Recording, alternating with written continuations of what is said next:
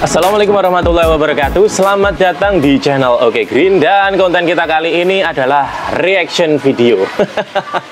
Wah, ini karena kemarin kita itu sebenarnya kontennya bareng sama Mas Budi Ebisukoi. Ini kita itu kontennya bareng, kita ngerekamnya itu bareng. Karena Mas Budi sudah posting duluan, oke dah, saya aja yang kali ini akan reaction videonya dari Mas Budi, atau konten yang kita buat sama-sama ya. Ini membahas tentang cara merawat ikan koi, khususnya ikan warna ya, ikan warna produk dari Agung Koi Farm. Wawancara bersama Bapak Lukman, My Koi Farm, mewawancarai Bapak Agung Wibowo, Agung Koi Farm Kediri. Yuk langsung kita review aja ya, langsung kita reaction videonya. Tapi ini karena untuk rekaman videonya kita sudah punya datanya sebenarnya. Jadi saya nontonnya pakai HP, nonton kontennya Mas Budi Ebisu, tapi yang kita masukkan adalah data yang kita punya. Bentar. Ini karena Mas Budi mukodimahnya cukup panjang, saya skip dulu ya Mas Budi ya. Mungkin bisa dijelaskan bagaimana teman-teman nanti yang akan jadi peserta untuk bisa membuat ikan itu menjadi bulky. Kalau pertanyaan pertama adalah bagaimana cara membuat ikan ini menjadi bulky. Ini kalau bulky aja mungkin teman-teman sudah banyak yang bisa ya, tapi ulasan dari Pak Agung ini untuk kita perhatikan, karena nanti bukan hanya sekedar bulky aja, tapi juga merawat ikan tersebut agar kualitas warnanya juga seimbang, seperti itu. Kalau kita keeping kontes kan kita beradu merawat ya. Ya. Kita berlomba-lomba merawat dengan yang baik, hasilnya seperti apa. Kalau bloodline-nya sudah jelas bagus. Apalagi ini ada pakai pejantan yang kemarin JC di Makassar. Nah, merawat ikan yang bagus itu nomor satu punya dasar bloodline dulu ya tuh. Yep. Kedua, kalau ikan warna seperti kohaku, sangke atau soang itu pakainya harus mix. Antara color sama growth-nya itu nomor satu ada colornya juga. Ada colornya, growth-nya. Walaupun colornya itu enggak harus 50%, 30% cukup. Jadi lebih banyak di growth-nya Pak ya? Ya, kalau saya banyak growth-nya. Kalau saya malah enggak sampai 30% untuk perawatan saya. Itu sudah cukup. Macam-macam sih, tiap daerah kadang pengen lebih strong, dibanyain colornya juga ada apa-apa. Kalau kolam saya mungkin alamnya sudah bagus mungkin ya, growth-nya 30%, nggak sampai 30% udah bagus, sudah merah. Itu. Keduanya kolamnya standar. Terus bentar, sebelum Pak Agung ngomongin tentang kolam, kita ulas dulu yang pertama ya. Untuk pemberian pakan tadi tidak ada rumus pasti, jadi menyesuaikan itu dalam artian seperti ini. Teman-teman merawat ikan, kalau sudah dirawat itu posisikan seperti apa? Nah, apakah dia kurang merah, apakah sirojinya terlalu kuning? Ini ngomongin ke aku ya, karena ini menuju untuk event keeping contest dari My Koi Farm. Menyesuaikan kondisi ikan ketika ada di kolam teman-teman, bukan hanya evaluasi dari pakan atau tambahan pakan color atau tambahan pakan komposisi yang growth, tapi juga unsur-unsur yang lain. Nanti juga akan diulas, mulai dari cahaya. Nah, ini nanti Pak Agung bahas kolam. Kolam Pak Agung ini rata-rata kan mud pond. Beda perawatan dengan di kolam filter. Kalau di kolam mud pond, mungkin nutrisi dari alam itu masih lumayan ada lah, banyak lah. Kalau di kolam filter kan sudah masuk filtrasi. Mungkin yang perlu diperhatikan adalah menjaga kualitas air dan juga cahaya. Karena ini ikan untuk ikan-ikan warna. Kalau sekedar bulky, kayaknya nggak perlu sulit-sulit gitulah. Yuk kita lanjut. Harus pakai apa Pak? Kalau itu beda lah. Kalau pakai arus lebih bagus. Misalkan di kolam filter ya volume filternya sesuai dengan kapasitas kolamnya. Kalau di fed juga seperti itu, sering big wash. Itu nanti akan ikan makannya lahap, cepat gede, nutrisinya terserap bagus. Gitu. Kalau sinar matahari itu mempengaruhi nggak Pak untuk kecerahan warna? Mempengaruhi. Kalau untuk ikan-ikan yang warna itu butuh matahari, walaupun enggak harus full ya. Mungkin cuma 40-50% saja sudah cukup. Iya, kan ini gini Pak Agung, kan koi yang akan kita keeping kontes ini bodinya udah bentuk semua nih. Oh ya. Nah, saya tuh juga pernah punya pengalaman ketika saya kasih pakan terlalu over itu perutnya terlalu ke bawah gitu loh Pak. Mungkin ada cara biar perutnya nggak terlalu ini berisi ke bawah karena mungkin saya kebanyakan kasih makan kali ya. Ya mungkin itu karena kurang arus sama kurang luas saja mungkin. Kalau arusnya bagus, kolamnya luas, walaupun dia makannya kenceng, biasanya enggak. Nah ini perut buncit bisa jadi dari genetik, bahkan dari AKF.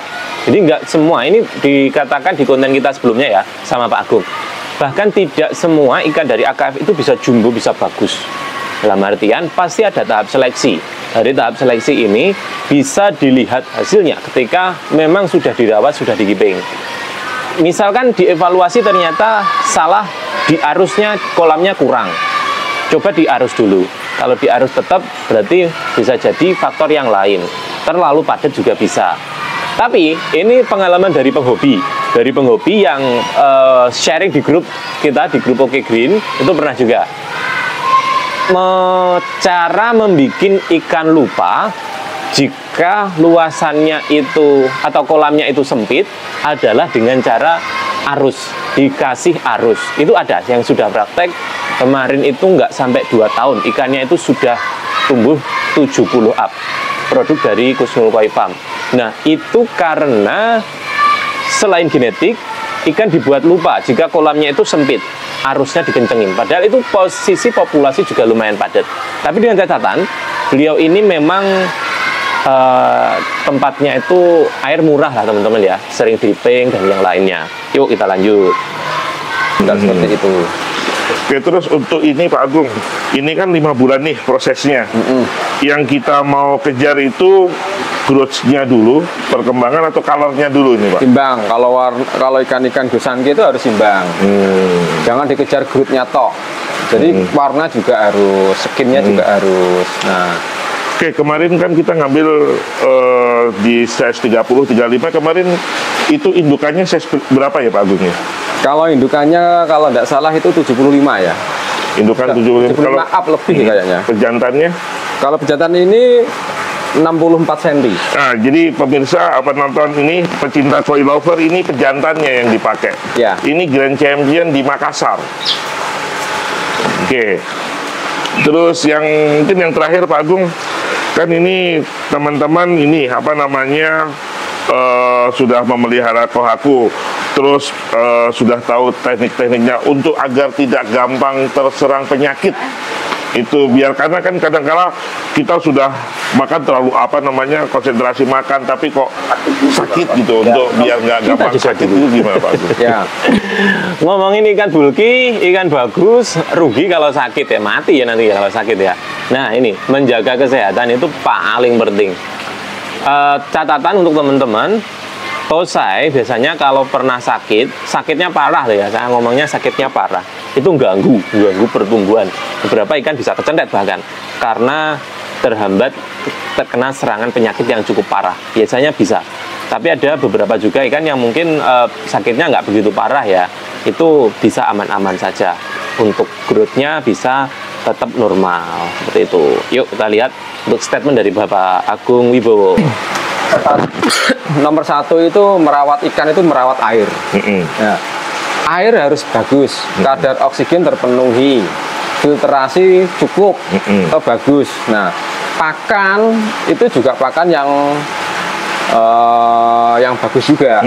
Nah, ada memang pakan itu yang untuk guru bagus tapi dia kurang sehat atau dia rentan sakit, itu juga ada. Ada juga pakan yang bagus, dia mengandung beberapa suplemen yang bikin ikan itu tetap sehat. Banyak kok Nah, itu. Terus kedua, kalau ikan itu lagi stres, itu usahakan jangan dipakan. Oh. Biar tidak berlanjut ke sakit. Karena pasti sebelum sakit itu tahapannya stres dulu. Yep. Misalkan ikan bin dulu, sedakep. Nah, kalau terus dikasih makan akhirnya berlanjut ke sakit. Oke, berarti koi lovers ketika mengasih makan itu kita juga jangan asal banyak, asal ini, tapi juga mengetahui kondisi ikannya. Ya. Kalau perlu memang seminggu 1 kali puasa itu perlu nggak sih Pak? Tidak perlu ya. Selama ikan normal kasih makan aja terus. Jadi hanya ketika posisi ikan lagi stres atau kurang baik karena cuaca, kita puasakan. Terus lagi kutu ya. Jadi dimanapun tempatnya itu kutu itu pasti tumbuh. Nah itu kita jaga supaya kutu itu tidak sampai tumbuh atau sering dikasih obat kutu tidak apa-apa. Terus terakhir ini bocoran buat ikut kutu. Nah ini merawat air sama dengan merawat koi sama dengan merawat air. Ini bener banget sih. Kutu itu tanda kalau air di tempat teman-teman itu perlu dibenahi. Mungkin ada yang secara apa sih ya, secara ilmiahnya itu teman-teman, saya kebetulan nggak pernah cek sih. Teman-teman penghobi ini lebih detail, biasanya punya alat pH, ngukur pH, nitrit dan lain-lain. Kalau saya nggak pernah. Tapi menjadi indikasi bagi kita mungkin yang sudah terbiasa merawat ikan koi, kalau di kolam tiba-tiba ada kutu, terindikasi airnya kurang sehat untuk habitat koi itu. Dan hal ini juga pasti menghambat untuk pertumbuhan ikan sendiri. Karena kalau airnya nggak sehat, artinya ikannya juga bisa sakit. Begitu sebaliknya, ketika ikan sakit atau berawal dari stres itu tadi, mungkin kita juga perlu merawat atau memperhatikan air. Dalam hal ini, kalau teman-teman pakai kolam filter, filtrasinya yang harus dijaga. Kita nggak ngomongin media yang premium ataupun yang lainnya. Kebetulan saya madhab yang anti gorengan yang itulah media mahal-mahal itu. Tapi yang jelas teman-teman, jagalah airnya bagus. Nah ini kemarin ada pengalaman sih, pengalaman baru. Jadi ada salah seorang penghobi itu yang menggunakan batu zeolit. Itu ternyata ada jangka waktunya. Setelah baca-baca di internet juga dan sharing di grup Oke Green, banyak yang sudah menemukan untuk referensinya. Kalau pakai batu zeolit itu nggak boleh kena garam. Mungkin jangka waktunya cuma 2 tahun atau berapa. Ini teman-teman hati-hati. Mungkin ada yang pakai batu zeolit, ini lebih bisa diperhatikan lagi untuk filtrasinya, untuk cara penanganannya. Ternyata beda. Saya juga baru tahu kemarin. Karena untuk teman-teman di Blitar sendiri, yang jadi andalan kan tetap yang paling murah di sini. Batu gombong sama jari nelayan itu aja kalau yang ada di sini. Dan itu sudah cukup. Nyatanya ikan-ikan dari Blitar sampai ke tempat teman-teman itu juga oke-oke. Ini dalam artian yang sudah dikiping ya, bukan yang langsung dari matpon. Oke, kita lanjut. Ini pertanyaan terakhir dari hostnya. Koi lover yang akan ikut keeping kontes di My Koi Farm. Nanti kan setelah 5 bulan ikan akan di video, di foto, dikirim. Nah, untuk bisa menjadi grand champion itu apa saja yang dinilai Pak Agung? Nah, komposisinya seperti apa? Ya, jadi keeping kontes ini setiap juri kan menilai ikan berdasarkan foto dan video. Ya. Nah, karena foto dan video itu setiap peserta itu macam-macam, beda-beda. Usahakan foto dan video itu sebaik mungkin, sebagus mungkin. Ya. Karena misalkan seperti ini ya, ikannya bagus tapi fotonya kurang bagus atau kameranya kurang bagus, atau pas pencahayaan foto itu kurang pas, itu bisa menghasilkan ikan yang kelihatannya jelek walaupun aslinya bagus. Nah, itu kita juga tidak bisa melihat secara keseluruhannya. Iya, kita hanya berdasarkan foto dan jadi juri itu dibantu untuk melihat sisi-sisi ikan yang kita tonjolkan itu ya. Yang penting tidak diedit gitu. Kalau masalah color, terus pertumbuhan, growth gitu Pak, yang dinilai semuanya bodinya harus seperti ini, berapa persen gitu Pak? Kalau penjuriannya umum seperti sosok umum pada umumnya ya. Jadi overallnya itu nomor 1 body dan skin. Iya, body sama skin. Terus ketiganya baru pattern, terus sama growth. Jadi kalau KC itu ada pertimbangan growth, ada pertimbangan pertumbuhan ikan. Misalkan ini skinnya bagus, lawannya juga bagus. Yang satunya growth-nya kurang, bagus, yang lainnya growth-nya kurang. Menang yang growth-nya bagus. Oh gitu ya. Ada pertimbangan growth kalau untuk KC ya. Iya. Tapi kalau di show umum kan sudah di kelas-kelas sesuai size-nya. Oh iya. Oke. Nah, ini perhatian untuk teman-teman juga yang ikut KC. Ini nggak hanya untuk yang ikut event My Koi Farm yang kali ini, linknya teman-teman bisa gabung di deskripsi atau di KC yang luar. Mintalah rules untuk penilaiannya KC tersebut seperti apa. Jadi setiap penyelenggara itu nanti pasti punya rulesnya.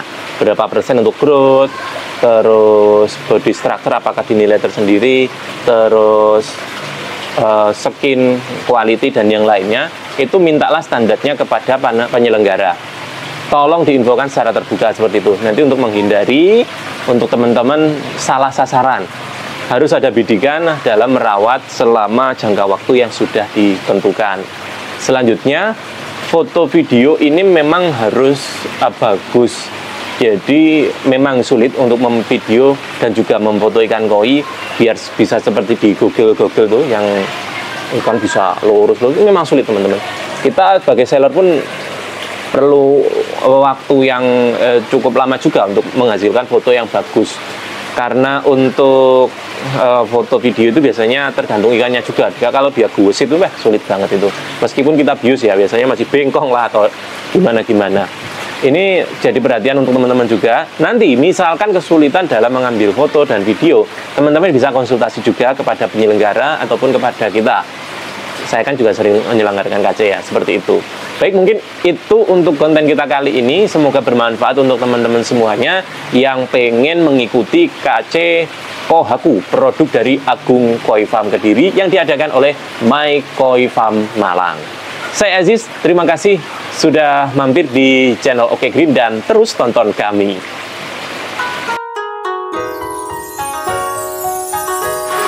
Halo, salam koi lover semuanya.